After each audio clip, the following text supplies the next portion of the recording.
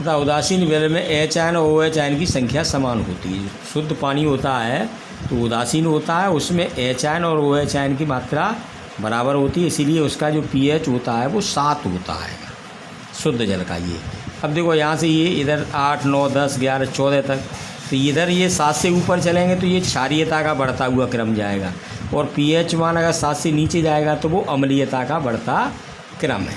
ठीक है ना, दैट्स ऑल।